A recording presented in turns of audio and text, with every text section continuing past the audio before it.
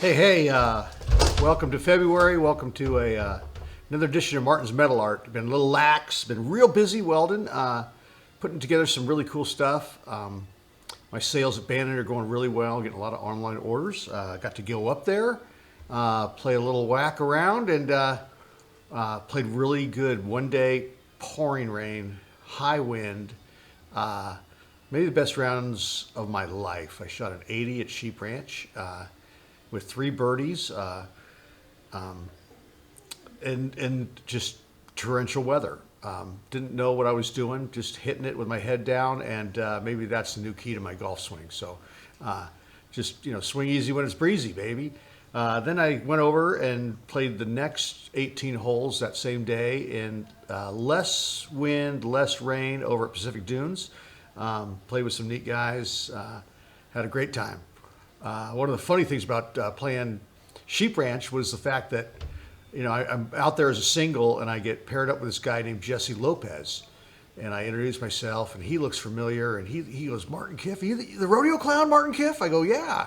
He goes, "Jesse Lopez from Cal Poly." And we had a great little reunion. He college rodeoed. I think he rode pro for a little while. Now he's growing artichokes in the Salinas Valley. Fantastic guy. We hung out those 18 holes together, braved through it, and played with a couple other guys from Colorado. Just had a fantastic time. Went over to Pacific Dunes. Like I said, less rain, less wind, still a little crazy weather-wise. Even though I had rain gear on, there's no such thing as an umbrella when the wind's blowing. So had a little bit of a struggle, just trying to keep dry.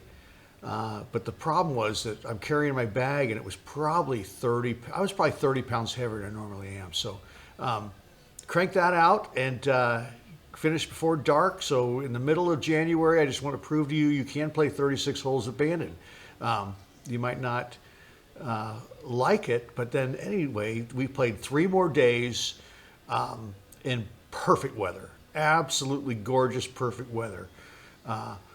Played the Bandon Dunes course twice. It just worked out that way. The other group went to Old Mac. I still saw my ghost tree from afar. Played trails, had some fun shots at trails. Had a couple quads. I want to tell you about quads in golf. Quads are a given. But on the trip, I had 10 birdies. I consider that a huge success as a, 7 handicap on greens that I really don't know. I was lucky enough to be paired with people that actually had a caddy. I recommend getting a caddy when you go to Bandon, but I also recommend that if you don't get a caddy and the other people have a caddy, that you tip the heck out of that caddy. So basically, at the very beginning of the round, really nice guy, Shane. He's been caddying there a long time. I could tell right off the get-go, this guy was sharp as a tack and real knowledgeable. And I said, "Shane, I know you're going to help me regardless. But you're caddying for these other couple. So here's $20. I paid him on the first tee, and then the other guy I was with, he paid him too. He tipped him too, and Shane saved me 4 or 5 strokes. I carry my bag. I know we had a fun conversation the whole time. And anyway, I want to hats off to Bandon. Another absolutely fantastic experience. If you haven't been there, I'm telling you right now, it's Disneyland for golfers. It is absolute mecca. Everything, I can't complain about one thing about it. And when I see videos on YouTube, and I hear people complain, "Oh, the wind blew and this, that." I mean, people, you are in heaven.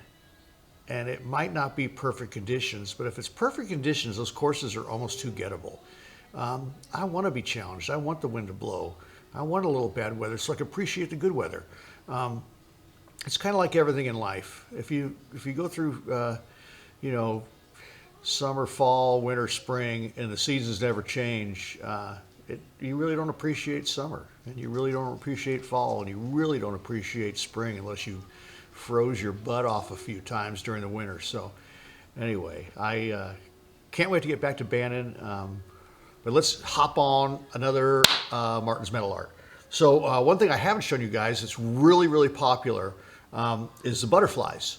So we're going to do butterflies. We're going to crank out a butterfly. I've basically, I'm doing this for a 8th grade student that's going to go to Washington, D.C. and needs to raise some money. So they have this big auction. Every year I adopt 1 or 2 kids from this school, and I make a couple things for them. They auction them off. They're really thankful. I get friends for life, and it takes me about 20 minutes of work. So anyway, and plus you guys get to learn how to do this. This is a really cool thing.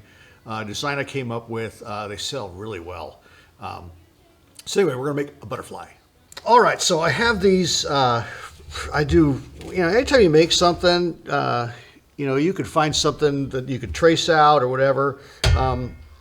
If I make a bunch of something, or I'm gonna make a bunch of something. Thank you, Benny. You just saved my life from a squirrel or something, or a bird.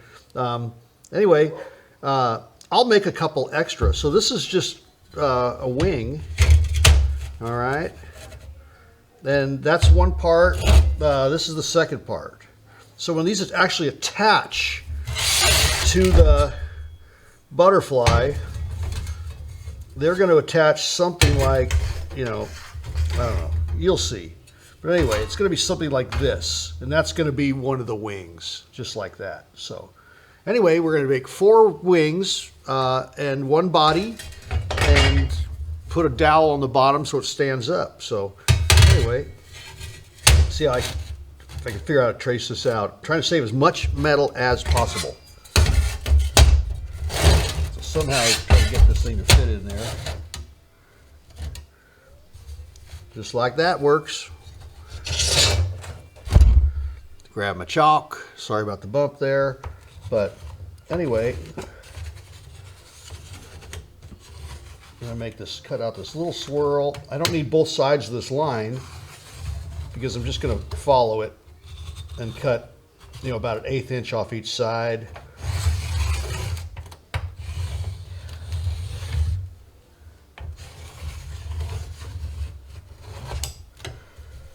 So one of the things I did one time for this winery is I made like these things about 4 foot, and I did like 30 of them.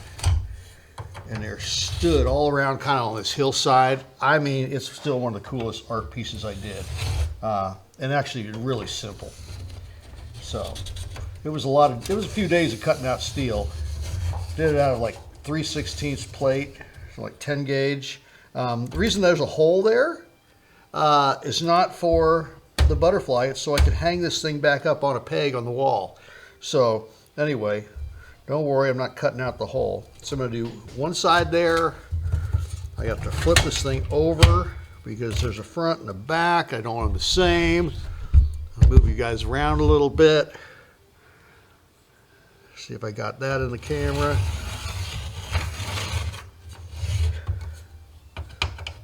Same thing, just trying to use as much metal as I possibly can and throw away the least amount I can. So you guys in the metal business, how about that increase in pricing that we see almost on a weekly basis? It's hard to even get a quote anymore on steel. I've had jobs, and they basically, I say, well, how much? And they come right back with, well, we don't know yet. It's awful hard to bid jobs when they can't explain the price of the steel. That's a tough gig. So anyway, all I know is that I got a bunch of 2x2 095 wall box tubing for a project. We probably put, that Brie Kohler winery, if you go watch that video, you'll see that there's about 10,000 feet of that stuff up in the air.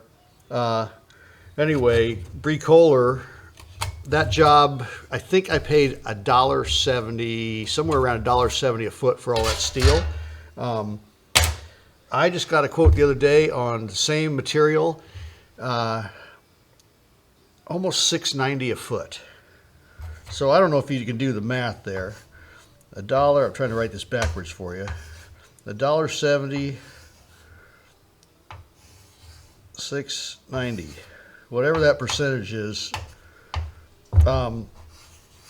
Somebody's making a lot of money off steel because all they're doing is melting down this old stuff at 50 cents a pound and putting out, something else. So, anywho, luckily for around here, the guys that I work for, understand there's a cost increase and don't blink. So, anyway, let's make a butterfly.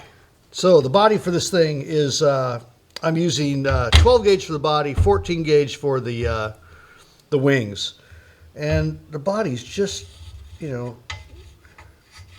because I'm welding everything to it, I want a little bit thicker material. And all I'm going to do is do something like this. And I know there might be a few butterfly purists out there that are saying I'm really not making a butterfly. Hey, this is artwork. It's my interpretation of a damn butterfly. Pow. All right, I am masked up. I am fans on. I am about ready to cut.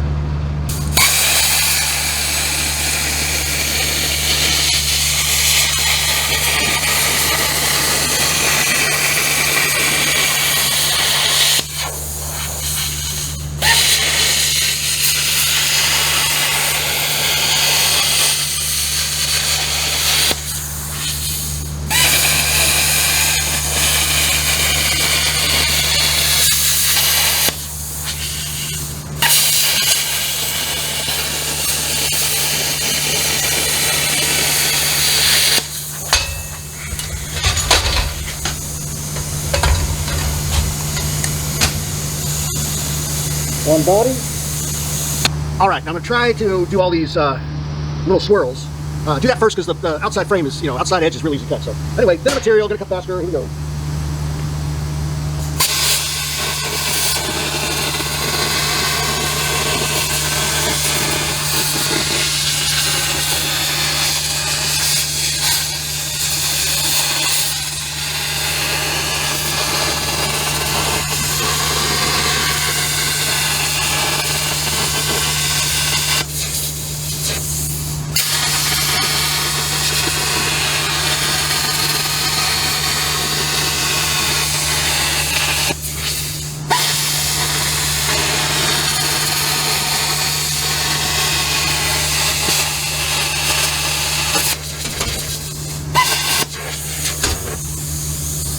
All right, one down, 4 to go.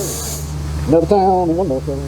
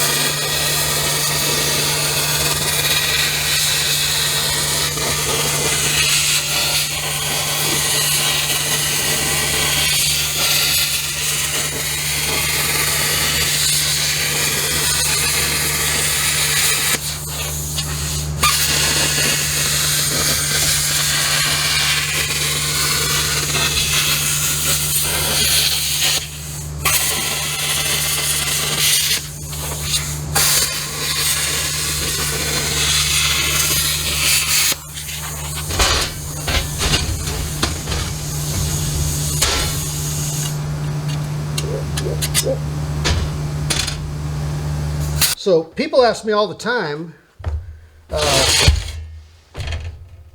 do these rust? Will it rust? They say they really like the patina of the gray metal and the little bit of sanding, the shininess coming through, and my flat answer is, to will it rust is, does Dolly Parton sleep on her back? Metal rusts, people. Concrete cracks. If you're in a very dry environment, it will not rust as fast. If you are in a ocean environment, it's going to rust pretty quick. There's, clear coat. You can paint all this stuff that I make. That's always an option, but yes, it will rust. Concrete will crack.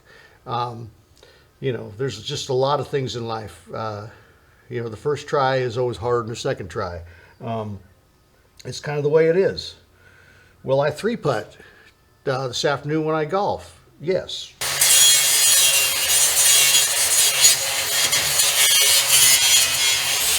All right. One of the many tricks of the trades is, especially when you're fabricating, and you're going to do something more than once, is some type of a jig. So a long time ago when I started making these butterflies, I needed some way to hold all this stuff together as I welded. So it's very little welding involved. All you do is sticking 4 pieces of metal together, I guess 5. But it's kind of hard to hold it because it's all at different angles. So I spent a little bit of time, made a jig. I probably had this jig for 15 years. I'll show it to you. All right, I got just basically disturbing a few little spiders, but it's just something to hold all the parts. So the body should basically just fall in there like that. Okay, now I don't know if you can see, but it's sticking up right here. So then put the wing dings on. That's going to go something like that. And then the smaller one is going to go something like that. And now I just, zip, zip, zip. Basically going to tack it from this side. Take it out because it's all going to stick together once I tack it. And then I can weld a little bit more on the back side. So, but the beauty of jigs, the other side goes in. You might be able to see that better. Pretty much going to balance it up a little bit. For those of you who said, he didn't follow the lines. That's because I'm an artist. I'm inspired by what I'm inspired by at the time. Understand? Capiche?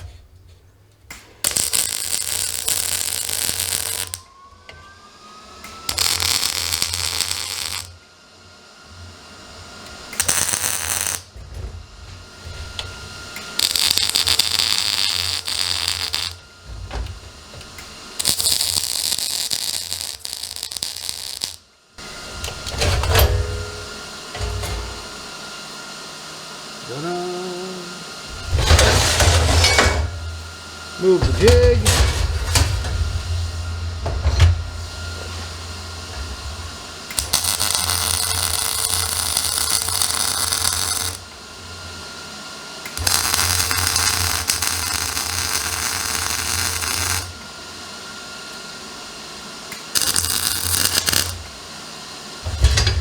All right, took some 3/8 just regular dowel. This is gonna be a stand.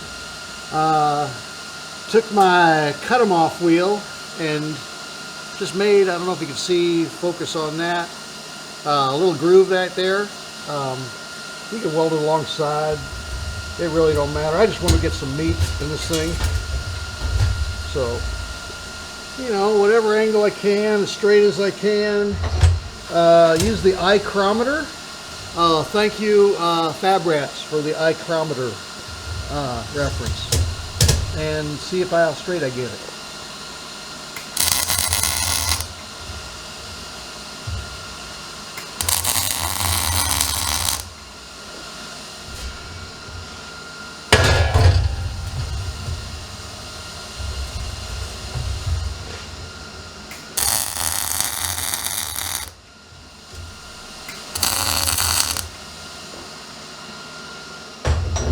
And I'm going to stick that in the ground so you can see kind of what it looks like.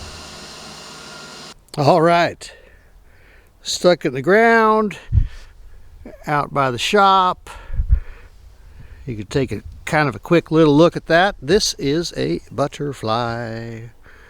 It's probably going to sell for over $100 and pay for part of this kid's trip to Washington, D.C. So anyway, they're a lot of fun. And they're easy. I mean, literally start to finish. I think this took me about 25 minutes. If I wasn't talking to you guys, it probably would have took me 15. So, you know, very good use of a little bit of metal. You can do your own designs. You could come up with different things. You know, like I say, once you find something cool, though, cut it out. You know, do each, you know, the front wing and the back wing. Cut those two out. And then set them aside, because you can always slap those onto another piece of metal, and that's your trace, instead of going to the projector and shining it on the metal and all that other stuff. So that's my advice anyway. You could also make these smaller. This is probably 2 feet. I think there's about 2 feet of material there. You can make these, you know, I've made them, you know, about a foot, and they'll sell really well too. So, you know, 3/8 dowel, a little bit of metal, and have fun with this one. This is a cool one. All right, see you next time.